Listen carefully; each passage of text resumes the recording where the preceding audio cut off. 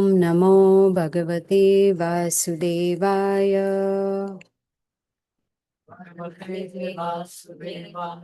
Om Namo Bhagavate Vasudevaya.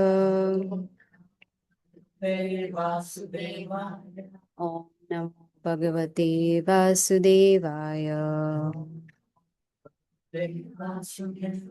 Together. Narayanam Namaskritya Naram Chaiva Narottamam Devim Saraswatim Vyasam Tato Jayamudire Nashtaprayeshu Abhadreshu Nityam Bhagavata Sevaya Bhagavati Uttama Shloke Bhaktir Bhavati Naishtaki. So we are continuing with Srimad Bhagavatam, Canto 1, chapter number 13.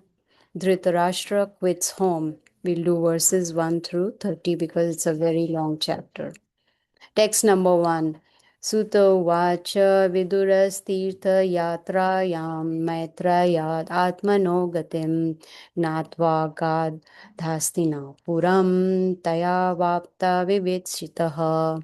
Translation by Srila Prabhupada. Sri Shuddha Goswami said, while traveling on a pilgrimage, Vidura received knowledge of the destination of the self from the great sage Maitreya and then returned to Hastinapur. He became as well versed in the subject as he desired. Om Jnanatimrandasya Jnananjanashalakaya Chakshurunmalitam Yena Tasmai Shri Gurave Namaha. So thank you all for joining this Bhagavatam class. So, as the title says, Dhritarashtra quits home. We all know who is Dhritarashtra, the blind king who was blind materially and spiritually. And from this chapter, we will learn how, with this pastime of Dhritarashtra, that everyone is under the control of time and destiny. So the question is, why should one lament excessively? So this chapter, it is, centered around what happened after the Kurukshetra war and what was the turning point for Dhritarashtra and how he was guided by Vidura, his brother. So this first verse that we read, where Sutta Goswami is saying that Vidura, he traveled on a pilgrimage, and from Maitreya Muni, he learned the spiritual knowledge. Now, after getting the knowledge from his guru, he came back to Hastinapur. Now, Vidura, by the way, when I was in Mumbai, we had a home in the suburbs, which was called Nalasopara, and we would go there on the weekends to give Bhagavad Gita class. And one day, Vidura walked in. I'm serious. Vidura walked in. He lived in the same subdivision. And who was he? He was the one actor who played Vidura in Mahabharata. Oh. Yes. Y'all were wondering from where did Vidura come? Yes, he was that actor and he was a Muslim. And yes, he was a Muslim from Kashmir. And when he came, I recognized him because we used to watch Mahabharata, in those days, many, many years ago, 30 years ago. That big Mahabharata, I don't know who was the director. Chopras, yes, exactly.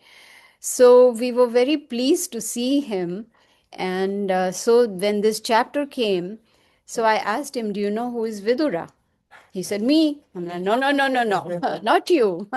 Who is Vidura from the Mahabharata? So Vidura is a very prominent figure in Mahabharata, in that history of Mahabharata. His parents were Ambika and Vyasadeva. His brother was Dhritarashtra and Pandu. And Pandu's sons were the 5 Pandava brothers. Now, who is Vidura? He was very happy to hear. I said incarnation of Yamaraj. So Yamaraj was cursed, and he came down as Vidura for 100 years. Now, how did he get cursed? He was cursed by Manduka Muni because Manduka Muni was one time meditating in his little hut. So while he was meditating at that time, some thieves, they entered his hut and they hid. So when the cops came, they arrested the thieves and arrested this sage also, thinking he's also a thief. And then he was taken to the judge for judgment, and the judgment was that he would be hanged to death, kind of.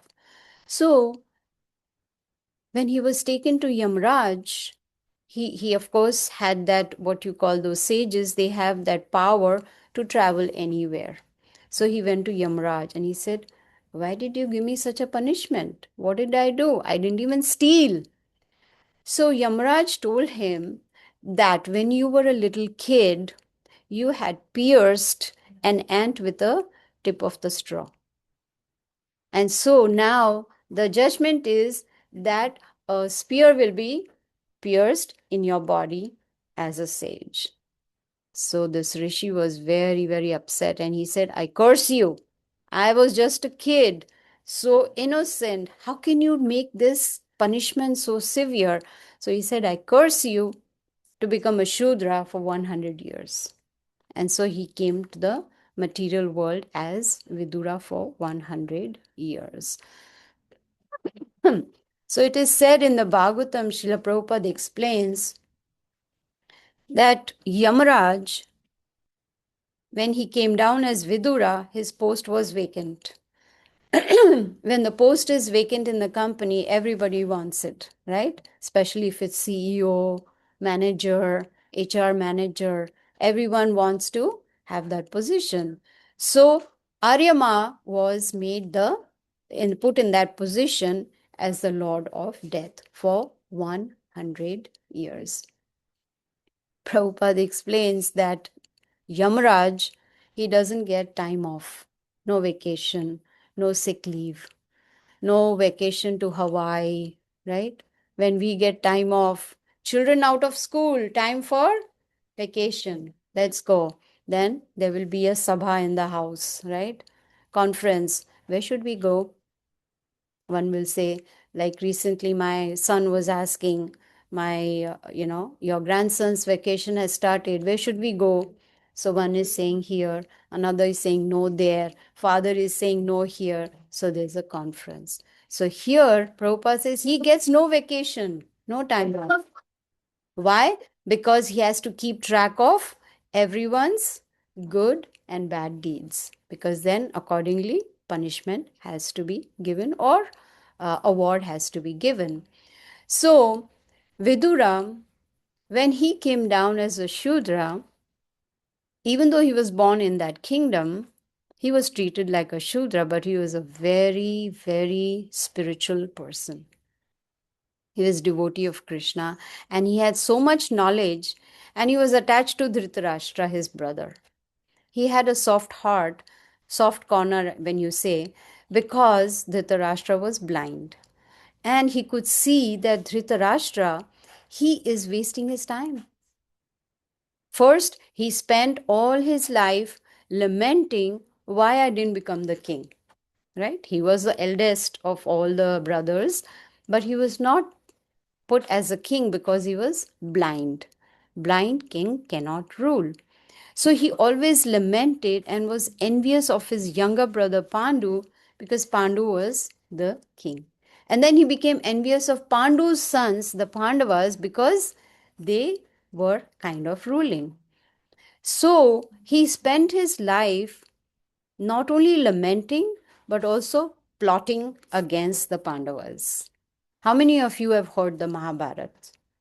Right? We all know. We know the story.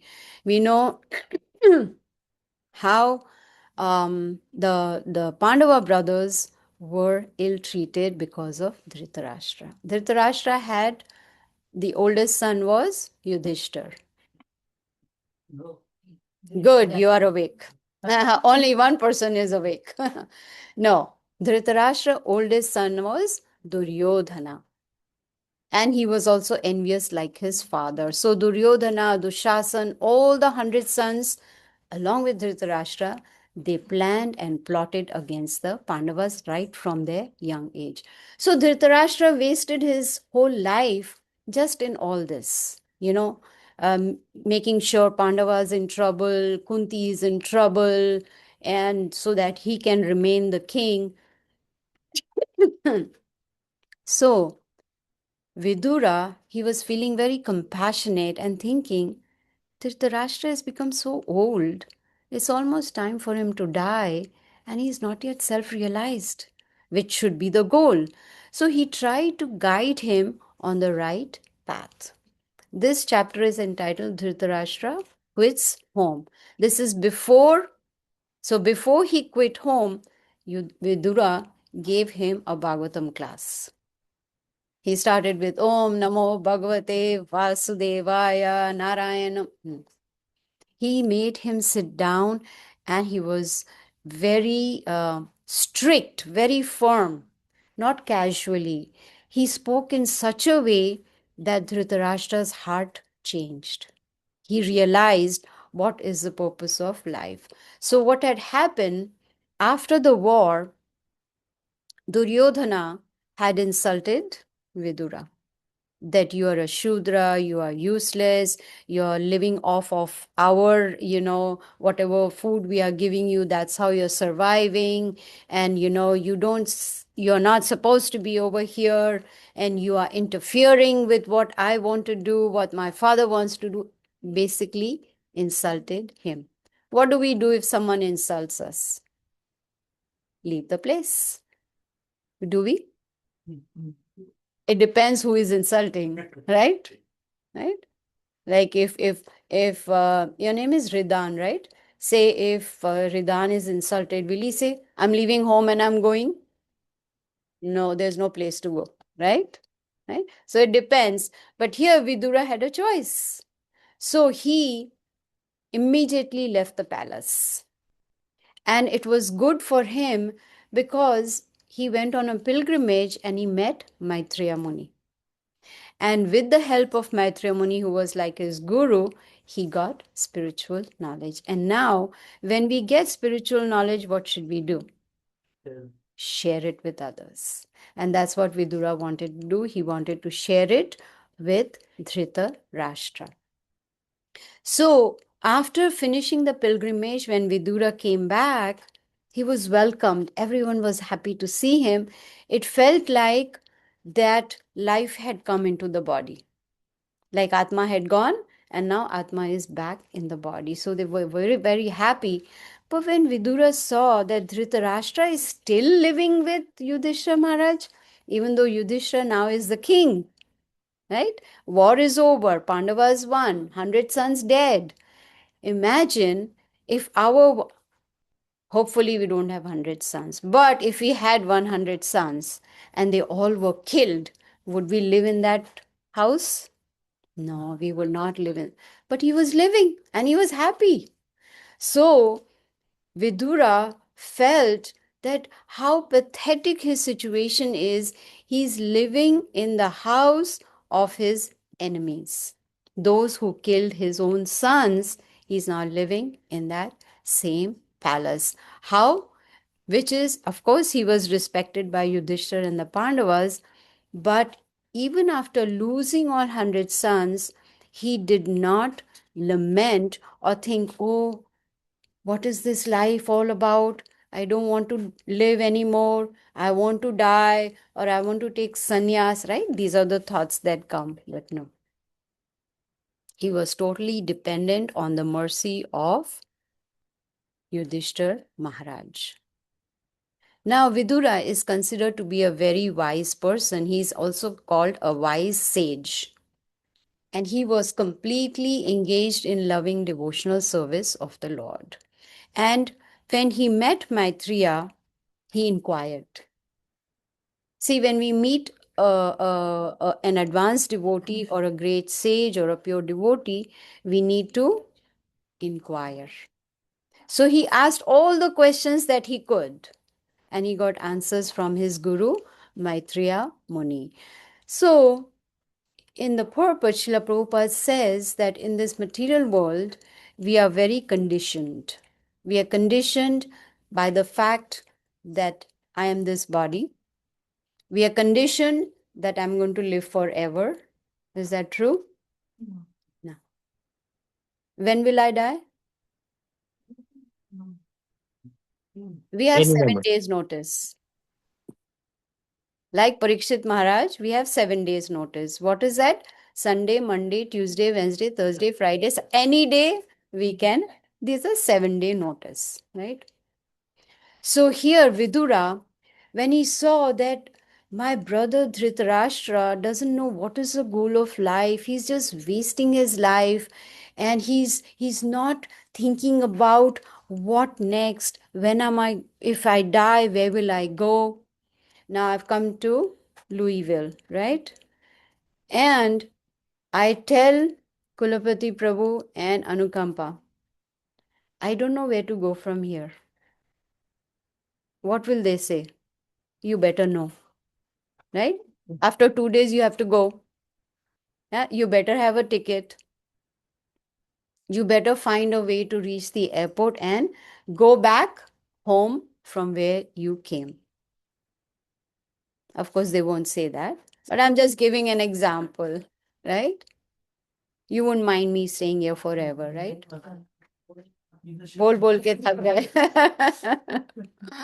Yes.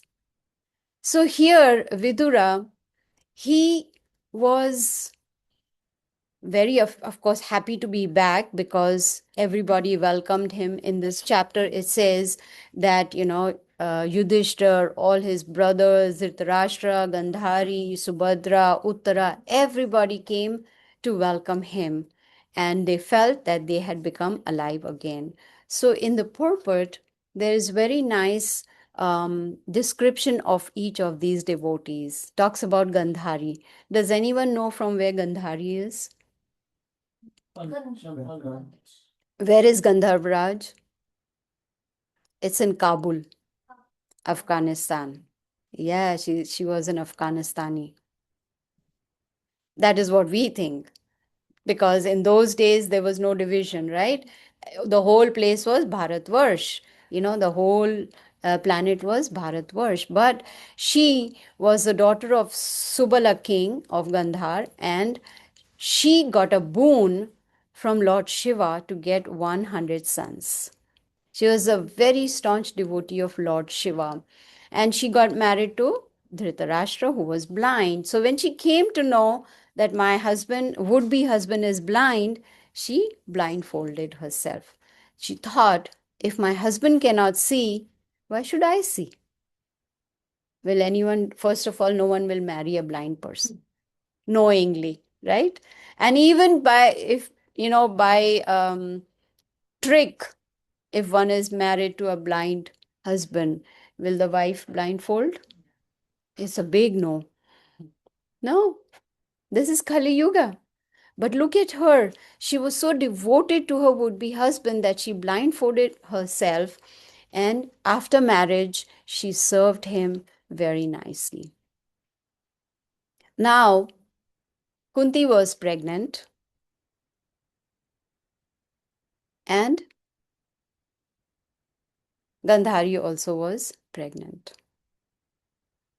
So it so happened that she became envious of Kunti.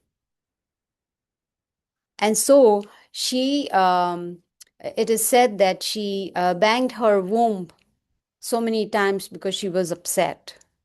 And that's how that one womb turned into 100 children. And then she got 100 sons.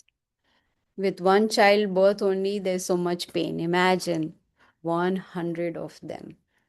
So the point I'm trying to make is that even though she was a great devotee, still she became envious. Srila Prabhupada says that if we cannot give up envy, we cannot go back to the spiritual world. Because then if we go there, then we'll become envious of Krishna, and then boop, he'll drop us back into this material world. So we got to qualify. So she being a great devotee, she was not in favor of the war. She tried to explain to Duryodhana, Dushasan, and all her sons. She tried to explain her husband, and she even blamed him. You are the cause of this Mahabharat, where how many million people died?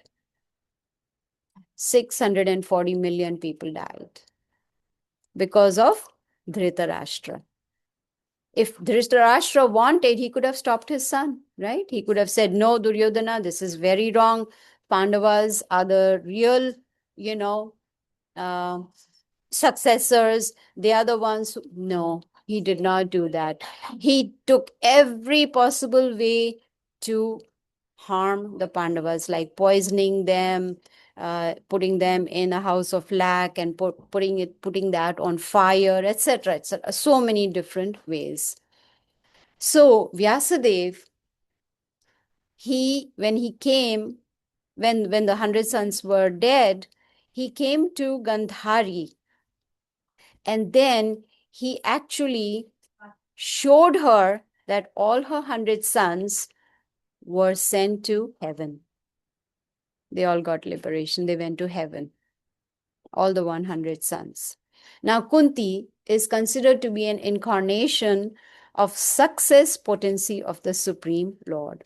She served Durvasa Muni, and she got a boon from him that anytime she chants a mantra, she can call a demigod. And who did she call first? Sun God. And so when Sun God came after hearing the mantra, then he said, I have to give you a child. She said, no, no, no, I'm not yet married. He said, don't worry. You will still maintain your virginity, but you still have to get a son. And who was born? Karna. And then she had to let go of Karna, because before marriage, if you have a child, then thu, right? What does thu mean? Not literally spitting, but people do not, they talk about you and they disrespect you. So, of course, later on, she got Yudhishthira Maharaj when she called Dharmaraj, demigod Dharmaraj. She got Yudhishthira when she called Indra. She got Arjuna. And when she called sun god Vayu, she got Bhima. And then when she called Ashwini Kumaras, then Nakula and Sahadev were born. Thus, this is the history of Kunti. Now, after Krishna left Hastinapur for Dwarka, in the previous chapters, we concluded how Krishna left Hastinapur and he went to Dwarka and how he was welcomed there. So, at that time, Kunti went with Gandhari to the forest for severe austerities. They ate every 30 days, and we like to eat every 30 minutes. They ate every 30 days. Can you imagine? And finally, they sat down in meditation and later on burned to ashes in the forest fire. Then there's information about Draupadi, who is considered a partly incarnation of Sachi Devi, who is the wife of Lord Indra. And 5 Pandavas were married to her, and she had one son from each of those husbands, and that means she had 5 grandsons who were killed by Ashwathama with a he chopped off their heads when they were asleep. Then there's information. It is said that Draupadi was most beautiful woman, just like Kunti, most beautiful woman. And then there is information about Subhadra. She's a sister of Lord Krishna. And Krishna had asked Arjuna to kidnap Subhadra and marry her. And her son was Abhimanyu, who was married to Uttara. And Uttara gave birth to Parikshit Maharaj. So all of them, all these relatives, as soon as they saw Vidura, they approached him and they felt so happy. They offered obeisances, they welcomed him, some of them embraced him because he was dear to everybody. This is a quality of a devotee, because they are so loving, so compassionate, so kind, that they attract the attention of the others. So they were all very, very close to him, and they felt acute separation from him while he was away. So after making Vidura sit down, offered him prasadam, water to drink, a nice place to sit, then they actually were sitting there and they were crying. The relatives were crying. Why? Because they were missing him so much. So after he finished taking prasadam, Yudhishthira Maharaj began inquiring from Vidura. I see, yesterday also I mentioned, and this morning also I mentioned, that whenever we see an advanced devotee or a guru or a sannyasi or a pure devotee, we should inquire. Very, so this is what Yudhishthira Maharaj is doing. He's inquiring from Vidura, because he knows Vidura is a pure devotee and he has just come from a pilgrimage and he has taken knowledge from Maitreya Muni. So then Yudhishthira Maharaj told Vidura, I remember that you protected us five brothers and our mother Kunti also, just like the wings of a bird protects the baby, right? Have you seen that? Yeah, right. They open the wings to protect their child. So similarly, Yudhishthira Maharaj is using this analogy and telling him, I still remember that you protected us from fire. Dhritarashtra had built a house of lac. You know what's lac? It's something like a wax, you can say, where you burn and then it completely melts and gets destroyed, right? So Vidura is the one who had informed the Pandavas that you please run away from this house because it's going to catch fire. So Yudhishthira Maharaj is appreciating how Vidura had always understood what was necessary, protected these Pandavas, took care of them lovingly, and also helped them escape from danger. So Vidura is being asked by Yudhishthira that while you were traveling, how did you maintain yourself? Now, when we travel, what do? Take a big suitcase, right? We put everything we can get from our house inside that suitcase. Why? Maybe I'll need that. Maybe I'll need that also. What if, right?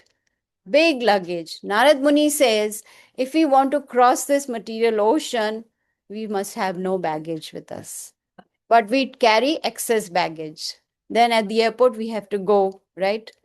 Move a little saman from this bag and put it in that so that, it is under the weight, right? No. How did you maintain your livelihood? And which holy places did you visit? Which places of pilgrimage? What service did you render? See? Did you just bathe in the holy rivers? No. As soon as we go to a holy place, what do? We have a list. I have to go to this temple, then I have to go Govardhan Parikrama, then I have to, yes or no, right? Then I have to bathe in Yamuna, remove all my pap, take out all my sins, so that when I come back, I can do some more. Then next trip, when I go, then again I can dip, right? No. The pure devotees of the Lord are pilgrimage themselves. So just like Maharaj is coming today, right? Is coming today. It's like a place of pilgrimage coming to our house. I'm calling it our house. That is called a hint. Yes. You see? So they are places of pilgrimage. So here he's inquiring, that what did you do? Where did you go? And he even told Vidura that you yourself are a holy place. Why? Because you carry the Lord in your heart everywhere that you go. This is what pure devotees do. They are always hearing and chanting Shravanam and Kirtanam. And then they also do Padasevanam, which is service. So then Yudhishthira Maharaj came to the main point. He asked, you must have visited Dwarka. Who lives in Dwarka? Krishna. Krishna lives everywhere. But at that time, he lived in Dwarka. He was Dwarkadhish. So now that he asked about Dwarka, Vidura became a little serious. And Yudhishthira Maharaj wanted to know that I think all the residents of Dwarka must be rapt in service of Krishna. What is rapt? Like you've heard that word, right? Rapt attention. That means complete focus, full attention. So Yudhishthira Maharaj is asking, they all must be very happy. You must have seen them. You must have heard from them. Are they living happily? This is the question. You see? He's inquiring. But Vidura, he described everything he personally experienced, but he did not talk about the annihilation of the whole Yadu dynasty. Because by now, Krishna had sent all his whole Yadu dynasty back to the spiritual world. Now, Vidura didn't want to reveal that because he knew Pandavas would be very sad. They would lament that now the Yadu dynasty is gone, Krishna will be gone very soon. So Krishna sent his associates before he left this material planet. So he talked about everything but about the Yadu dynasty because he didn't want to see the Pandavas being depressed or distressed or very sad. Like yesterday, I was talking about austerity of speech. Yes, you got to be honest that the Yadus have disappeared, but you also got to be careful, right? You have to put it across in such a way that we do not agitate the mind of others. That's the austerity of speech. So he, instead of saying that, he told Yudhishthira Maharaj that distress comes on its own, right? Preparing him, distress comes on. Do we in the morning today we did Shringar Aarti? Did we pray to God Nitai? Please give me some distress. I haven't got distress for such a long time. Just one time. Do we do that? No. Please make me poor. I'm so rich. I'm tired. Tired of all richness. Please. I haven't had any disease for such a long time. Maybe one disease. Maybe cancer will do. Right? Do we do that? No, we don't do that. So here Vidura is teaching Yudhishthira Maharaj, now that he's become king, that distress comes on its own by laws of nature. So he thought, why aggravate it by talking about it? Distress had already come. So Vidura was being compassionate and was not giving all the news to him. So Vidura, he stayed at the palace for some time because he wanted to rectify Dhritarashtra. He didn't stay in the palace to enjoy the comforts. Oh, nice posturepedic bed. Ah, it's so comfortable. I'm tired of sleeping in the forest on the ground. My back is hurting. No, he wasn't trying to enjoy the comforts of the palace, but he stayed there because he wanted to deliver his brother Dhritarashtra. Unfortunately, Dhritarashtra was very materially attached. He was so attached that he did not want to let go. He lost all his sons in the war, right?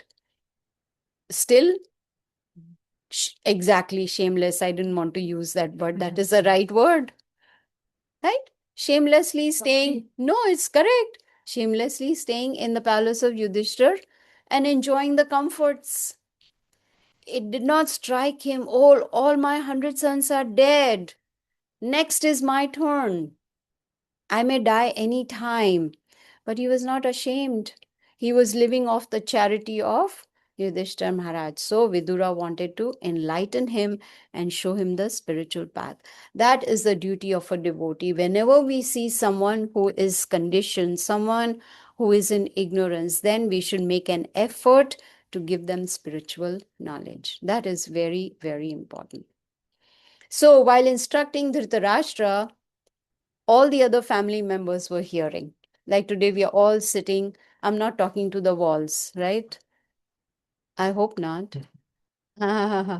Because sometimes when we sit in Bhagavatam class, especially, the first thing we'll do is, right? We fall asleep. Hello, Hare Krishna Bhakti.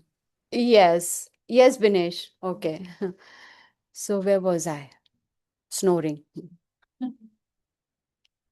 So all the family members were hearing whatever Vidura was teaching Dhritarashtra. And they all were very happy to hear. And they were patiently listening to all that Vidura was teaching Dhritarashtra. This is the process to become self realized. First, by hearing. Krishna has given us 2 ears so that we can hear more than we can speak. So, first we hear, hear. It should not be here from here and out from there. We have to let it stay here. It is said, I learned this from my god sister in Vrindavan, where she said that when we hear Bhagavatam class, we should discuss some points with at least 3 devotees. What did we hear? And if we were awake, not sleeping with eyes open, we would remember those 3 points. Discuss with at least 3 different devotees, and then that knowledge will stay in our head. So everyone was patiently listening, and this is how they all were becoming self realized. Now, everyone had died in the war except the Pandavas, and Yudhishthir Maharaj, he was ruling the kingdom very nicely because he was not only providing them materially, but also giving them spiritual knowledge. So, after it is mentioned in this chapter that after the birth of Parikshit Maharaj, which was the only hope, seeing Parikshit Maharaj, Yudhishthira Maharaj felt relief because his sons were dead, right? All his sons were dead. Now, only descendant left is Parikshit Maharaj, which was the grandson. He was very, very happy. But Yudhishthira Maharaj was not attached to anything. He was not even attached to his family. Many times people confuse when they hear, especially from Bhagavad Gita, where Krishna says, don't be attached to the family. They say, I'm taking sannyas. Let me give up my family and go into the forest. In Kali Yuga, we cannot do that. Can we live without our phone? No. We cannot do without our phone. As soon as we wake up in the morning, first darshan we do is of iPhone. Yes? Oh, which calls did I miss? Which text message did I miss? Right? Or do we switch on the phone and then have darshan of the Lord? No. So Yudhishthira Maharaj, he was not attached to his family at all because he was a self-realized king. And he knew that every moment is very, very valuable. Even, see, we started the class at 8 and it's 8:38. Can we go back to 8 o'clock? We cannot. It's gone. But at least we utilized it in the right way by hearing Srimad Bhagavatam. So Yudhishthir Maharaj, he was very much on the path of Bhakti Yoga, and he was very happy to be in the presence of Vidura, and he wanted to inquire from him. So Vidura, he is guiding Dhritarashtra, but everyone is hearing, and he's telling Dhritarashtra, you must get out of here immediately. You must come out of this palace immediately. It is that urgent. Very, very important. Do not delay because fear has overtaken you. What is the biggest fear we have? No. Death. Death. Death. Death. Achintya said death. That is our biggest fear. Anyone wants to die? No. Nobody wants to die because we are attached to this body. We are attached to the body of our relatives, of our family, and everybody else, right? So, when everyone was hearing with rapt attention, Vidura says, O king. When he says, O king, he meant Dhritarashtra and Yudhishthira Maharaj. He is addressing both of them. Even though Dhritarashtra is attached and Yudhishthira is not. He said, O king, cruel death cares for nobody, which means it doesn't matter you're a king or a pauper or whoever, cruel death does not care for anyone. So ideally, you should now try to become self-realized. Now, Dhritarashtra, he was being maintained by Yudhishthira Maharaj as a duty. Oh, he's my uncle, he's blind, he's lost all his sons, so let me take care of him. But Vidura is addressing Dhritarashtra as king out of sarcasm. You're not a king, but you think you're a king. So that's why I'm addressing you, O king. And now it is time for you to leave this palace. He said, all are eternal servants of time. No one knows when the death is going to strike, and no one knows when is that notice period, when it is going to be the last moment. You cannot live here forever, he's explaining to Dhritarashtra. He says, whoever is under the influence of time must surrender their life, their wealth, their honor, their children, their family, everything they have to surrender. When we die, do we take everybody with us? No. We cannot. When someone from our family dies, can we go with them? No, we cannot. Everyone comes alone, lives alone, and goes alone. And whoever is under the influence of time, they have to surrender everything at the time of death. I remember when the partition took place, right? India, Pakistan, right? Was that in 1947? Yes, somewhere around that time. Most of you were not even born. Even I wasn't born, 1947. In that partition, my grandparents, who were very wealthy over there in living in Pakistan, it was called Bharat, but they were living in the area of Pakistan, had to leave everything: home, clothes, jewelry, money, bank balance, cars, everything, and run to what is called India. And they came to Mumbai to settle down with zero money. My husband's grandfather, who was a mayor of Karachi, can you imagine? Mayor of Karachi, who lived in a big palace over there that belonged to him, servants, cars, everything, had to come to India as a pauper, start from scratch. So whoever is under the influence of time, they have to surrender everything. So we should not get attached to things and people in this material world, because everything we have to leave behind. Now, after death, does anyone remember all those who are dead? Do we remember?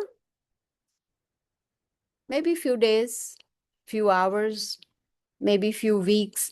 After that, out of sight, out of mind, right?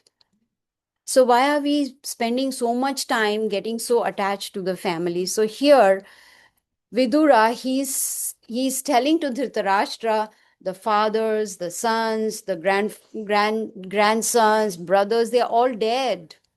You become so old, you're invalid, and you're still living in the house of someone else. You're living at the mercy of Yudhishthira Maharaj.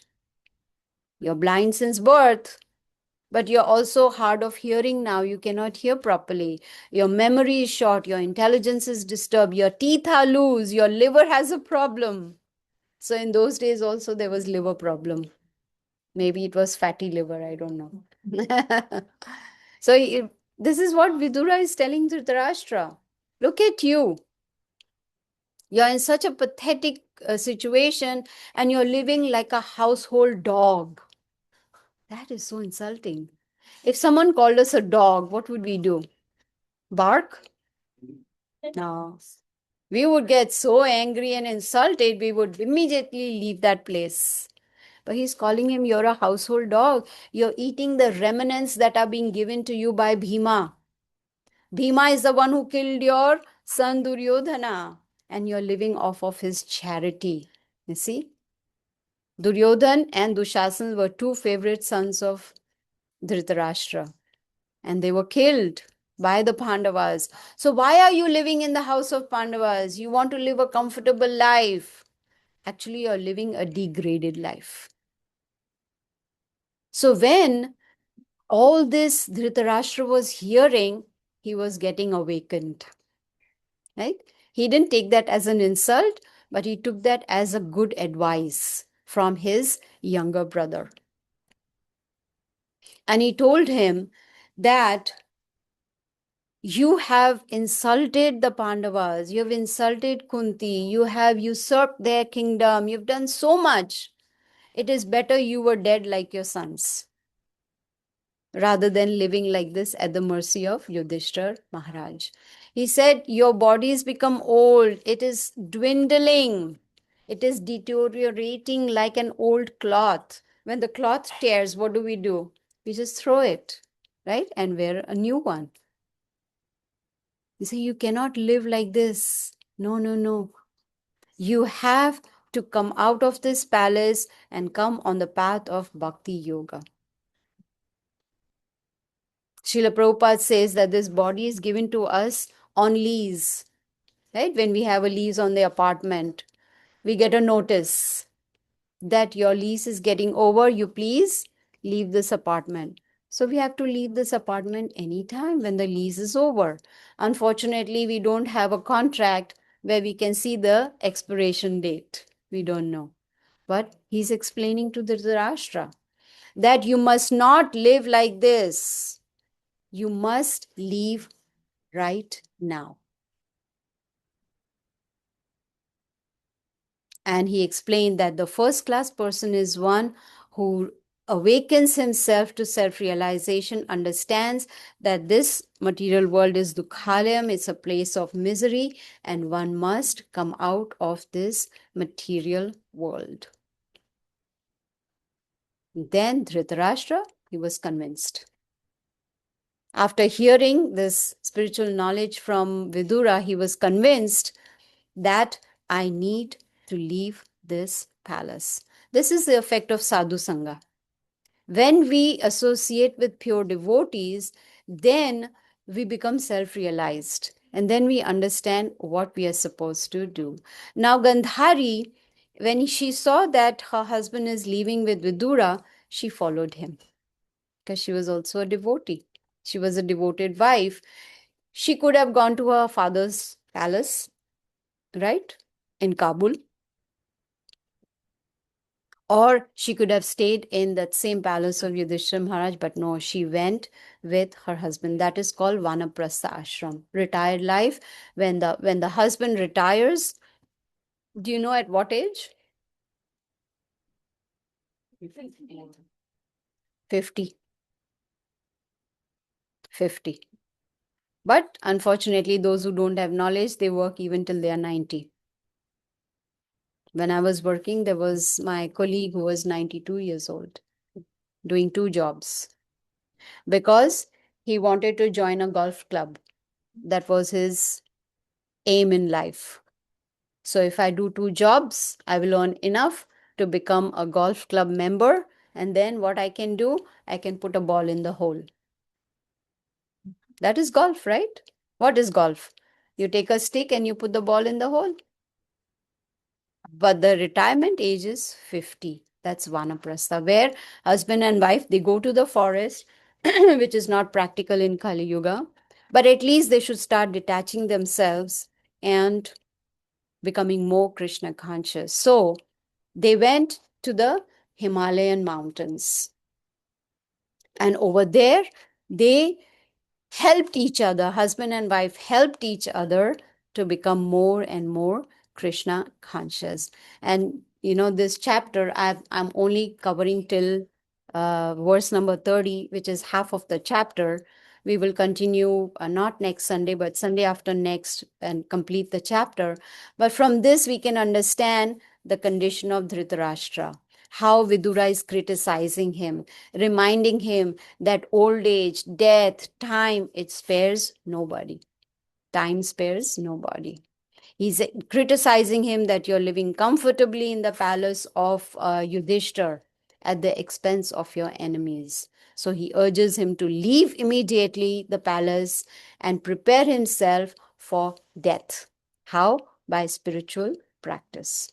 So, this chapter we will continue and it'll explain to us how important it is to become self realized, how the powerful words of Vidura awakened Krishna consciousness in the heart of Dhritarashtra. So, without informing anyone, they left the palace quietly at night and they went to the Himalayan mountains to practice austerity and meditation.